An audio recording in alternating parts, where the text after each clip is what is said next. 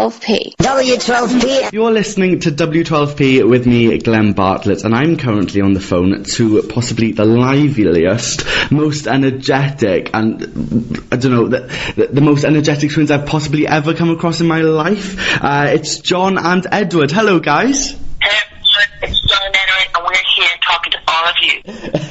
Brilliant. We're excited to be on we're really excited to say hello to everybody and to all the fans, and it's really, really cool to be on the radio because me and John, we're not doing interviews, tell everyone what we've been doing, and we've had a crazy couple of years. We did Eurovision twice. It was so crazy doing Eurovision. Did you see Eurovision? We did see Eurovision, and we're going to talk about that in just a second. But first of all, in the press recently, there's been a name change. You've gone from Jedward to John and Edward. Why the name change, guys?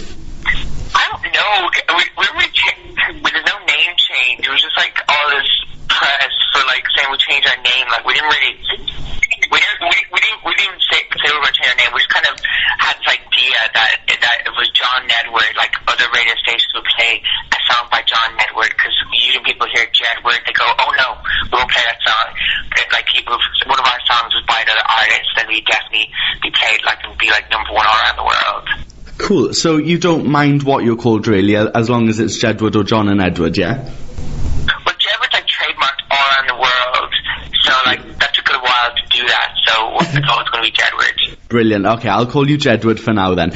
So being W12P, a show dedicated to the Eurovision Song Contest, we have to speak about your Eurovision experiences, because there's been more than one. How were your Eurovision experiences?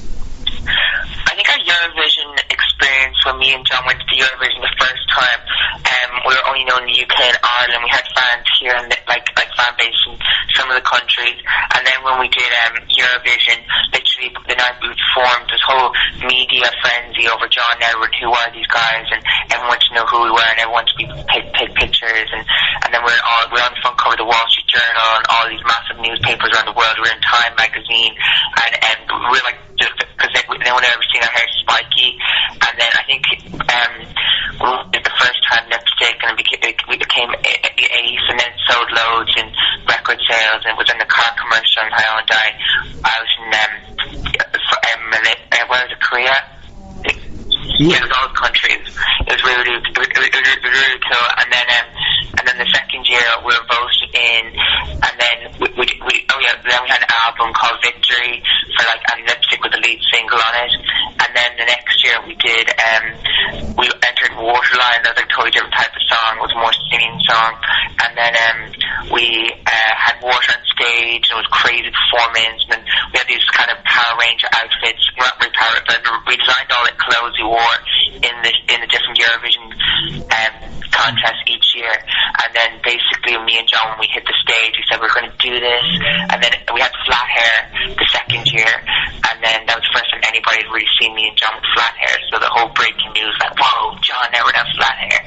And then that led on to our third album called Young Love, and Waterline was the first single on that, and then our second single was Young Love, and then we had the whole, it was literally like those 2 years were literally like identical to each other.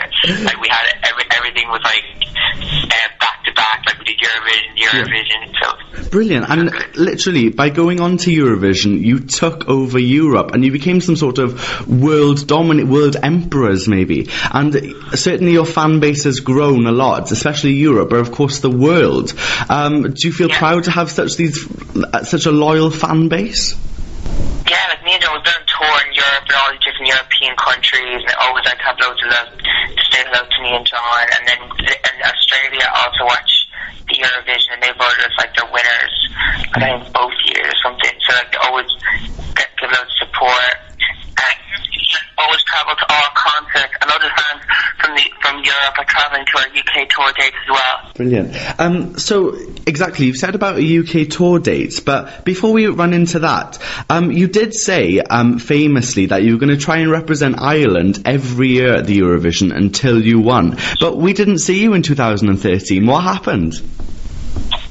Well, me and John, I think we could do it like whenever, like when, I think me and John, everyone's always really excited when we get involved in the Eurovision, so I think it was okay to take like a year break.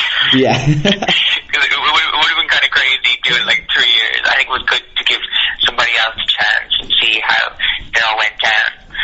Cool. So, are you saying that you'll try again in the future, maybe? Yes, we'll totally try in the future and have an Out of This World song.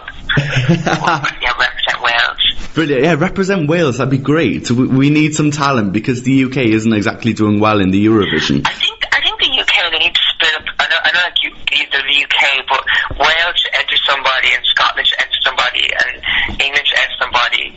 Right. And then you'd have 3 people representing the whole country. Yeah. Like different countries, like, because think about like Wales, England, and Scotland are all kind of the same size as some of the countries in Europe. I see what you mean, and we could just give points to each other and win Eurovision, yeah? Yeah, that's how great that'd be. It'd be like, yes, Wales! I give 12 points to yourself. Cool, so if we say pick Tom Jones for Wales, would you get involved with Wales maybe? Is Wales your favourite country?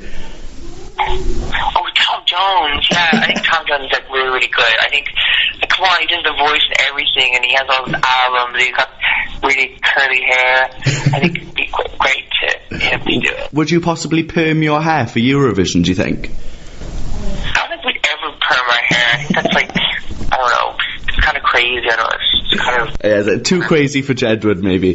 Now, as you said, you've got a tour coming up in September, and you're going around the UK. There's a date in Cardiff, as you said, you're coming to Wales. So what can we expect from these British dates?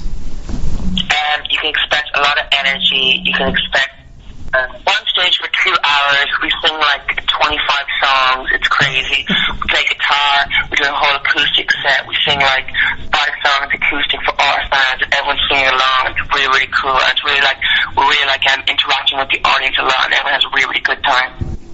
And you've said recently that you'd like to be perceived as more mature.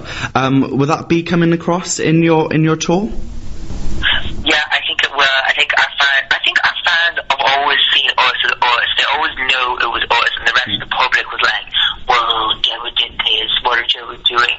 Like, our fans always know that we're cool, and they always know we can be crazy, they know we can be fun, they know we can be mature.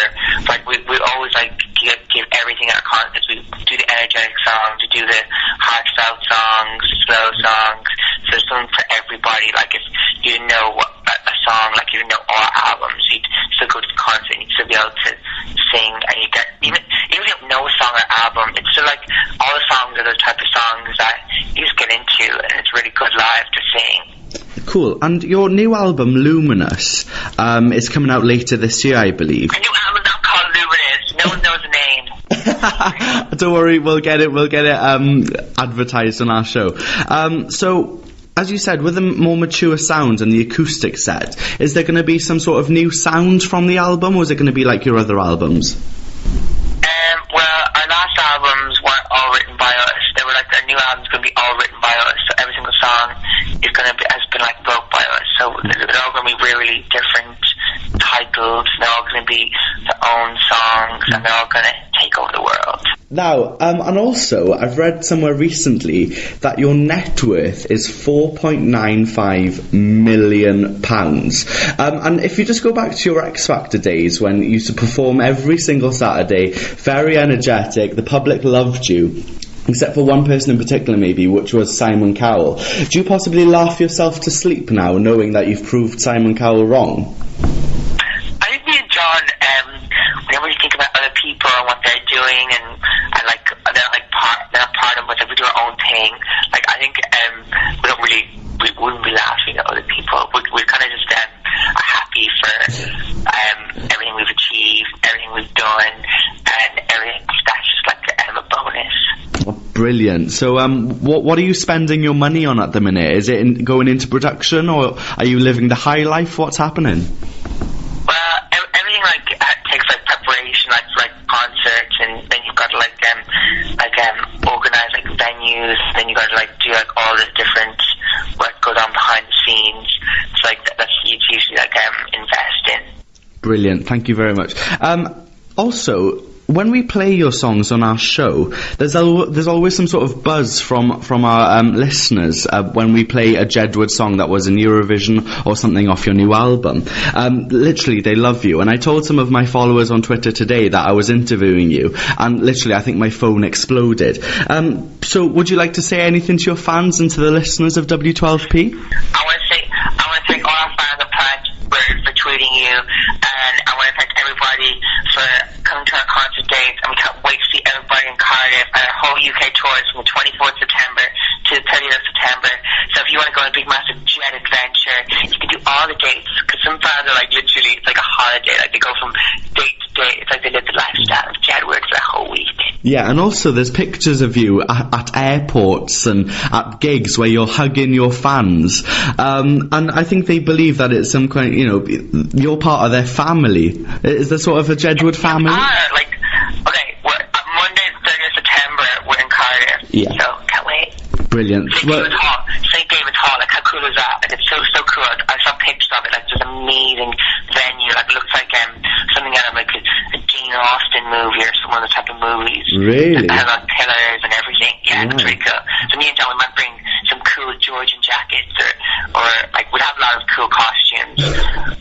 Brilliant. Well, I can't wait. I might actually buy a ticket now. You've sold it to me. You're definitely going to be going. You're going to be rocking out in the front row. Great. Thank you very much, Jedward, and good luck with your UK tour. I want to thank everybody listening to this radio interview, everyone around the world, everyone who's going to be listening to this. I'm all amazing. John and I were always here for you, and we're always here. And thank you for all your love and support. Peace out. Peace out. Thank you very much, Jedward. Bye. Eurovision in Wales. Oystermouth Radio. Glenn Bartlett on W12P. W12P.